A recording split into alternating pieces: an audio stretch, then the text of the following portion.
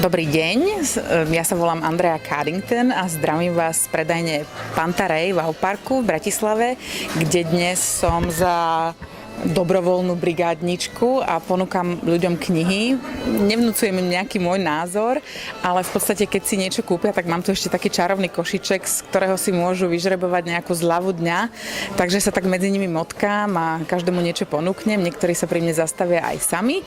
A ešte, čo ja rada dnes čítam, alebo v dnešnej dobe, tým, že som dlho žila v zahraničí, tak musím povedať, že v tomto momente mám rozčítaných asi 6 slovenských kníh od slovenských autorov a všetkým držím palce, dúfam, že sa im bude dariť a dúfam, že tie knižky si užijú aj ostatní čitatelia, tak ako si ich užívam ja.